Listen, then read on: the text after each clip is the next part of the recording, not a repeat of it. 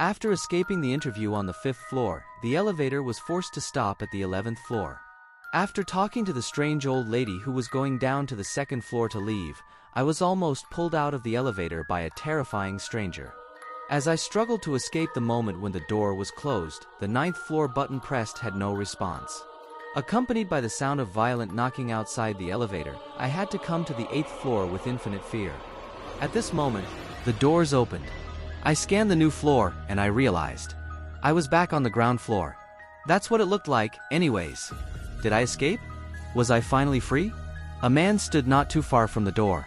He looked familiar, but I couldn't exactly place him. Hey man, He spoke. Was this the guy who got off the elevator just as I got on? hey. It's over man. You got out, he told me. I felt a wave of relief wash over me, but I had to fight it. But you said the 9th floor was the only safe one, right? That was a trick. You followed your gut and you were right. 23rd floor. The real safe floor. You can step out now, man. I didn't leave. There's someone here who really wants to see you. I couldn't move. He wants to give you a job. He thinks you're gonna be great. Why the fuck couldn't I move? He's in the other room. I'm gonna fetch him, okay? All you have to do is look at him. It'll feel a bit weird at first, but then it'll all be okay. It's a permanent position. Great benefits. It is fully on site, but no better birthday present than a new job, right? I lowered my gaze to the floor. I forced myself to mutter the following words: "It's not my fucking birthday." As he left to fetch, whoever he was meaning to fetch, he gave me the following response: Relax, man. No cursing on the job. We're family here. It felt like I could only move a centimeter at a time. A true snail's pace. I inched my finger closer and closer to the closed door button. I heard footsteps. He was coming back. With every fiber of my being, I pushed through. I hit the button. The doors closed, and I collapsed to the floor, free from whatever weird force was stopping me from moving. I'll let you two talk more on the elevator. I heard him say from outside the doors. What? Instinctively, I looked around. To my surprise, there was nothing. The elevator was the same as it had always been. A lengthy exhale. I was done with all of this. At this point, I would have taken death over continuing this bullshit any longer. As I pondered my next move in this hopeless situation, I noticed something strange. The button to the 9th floor was lit up.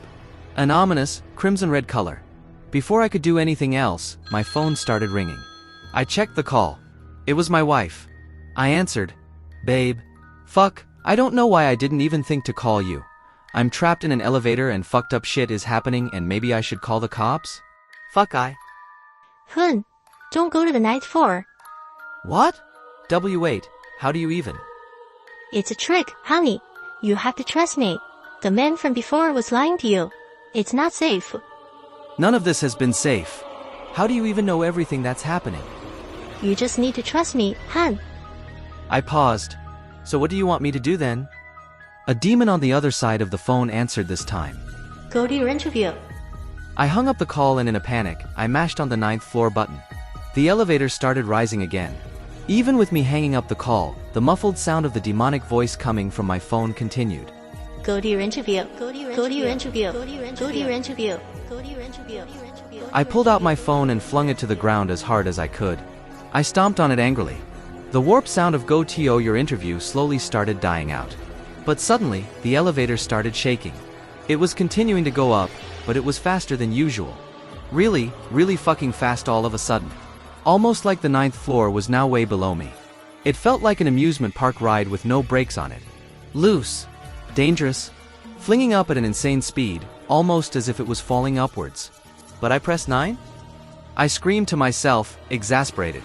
It didn't matter. Now arriving at the 41st floor. God, what the fuck? I was brought to my knees by the speed of the elevator traveling faster and faster. Now arriving at the 90th floor. The buttons didn't even go past 52. Now arriving at the 141st floor. Fuck. Now arriving at the 230th floor. Now arriving at the 401st floor. I felt like I was inside a bullet. The pleasant voice of the elevator lady was getting deeper and deeper as we rose. Now arriving at the 840th floor. The voice started croaking. A demonic sound this time? Now arriving at somewhere nice. Halt. The elevator stopped. The doors didn't open though. The panel above the elevator doors had no indication on what floor we were on. As I sat, I heard what could be best described as the sounds of hell coming from outside the elevator. Low grunts of pain. Crackling. A dark hymn. Was this where I was supposed to get off?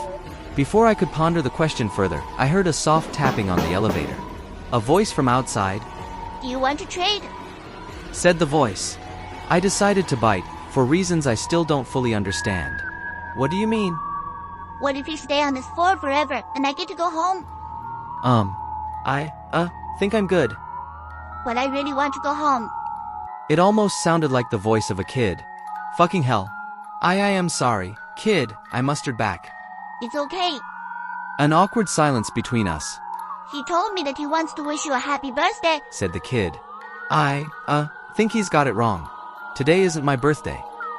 It is. He responded. It's the birthday of your new life. Your birthday.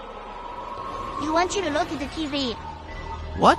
I looked at the TV in the top corner of the elevator, hoping to see the one constant I'd had during this whole cursed trip, the weather. Instead, the TV was now showcasing what looked to be CCTV footage. Grainy footage from a camera of the exact elevator I was in. A live feed of this exact moment. Except, the TV showed me lying down, looking up with a wide smile on my face, and something above me on the ceiling, looking straight down at me. Him. The lights in the elevator went off.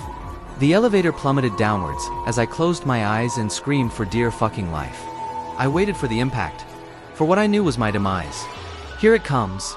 Here it fucking comes. I'm not ready. I'm not ready at all. Now arriving at the 9th floor. Ding! The doors opened. Wait, what? 9th floor? I peeked out from the elevator. Another reception desk. Wait, is this really the... I was interrupted by a voice from the outside. You coming out or would you fucking moron? I got to my feet. The feeling of distrust, anxiety, whatever you'd call it. My fear intuition. It was gone. I felt light. Fuck it. I stepped onto the floor and approached the counter. The receptionist handed me what looked like a button for the elevator. For the ground floor, she said. Single use only. I took it and headed towards the elevator. Then, I turned back to face her. Can I maybe take the stairs? She shook her head. If you didn't like the elevator, then you're really not gonna like stairs. Fair enough. I got into the elevator. I said a silent prayer to myself as I put the button where it belonged. It fit without any issue. I pressed it and the elevator went down. It was a smooth ride. Now arriving at the ground floor. Ding! As I got ready to exit, I realized that the ground floor button was missing once again. Strange. I didn't linger on it. I marched out, ready to get the fuck out of this building. I noticed a woman running onto the elevator. I tried to stop her, but something in my body wouldn't let me. The most I could muster was putting my hand on the door to relay a message to her before the doors closed. Don't get off until you reach the 9th floor. No matter what. The woman just smiled at me. Happy birthday, Michael. The secret language for tonight has ended. If the night wind knocks on the window, there's no need to panic, it's just whispering in a dream. May you sleep peacefully until a new story awakens.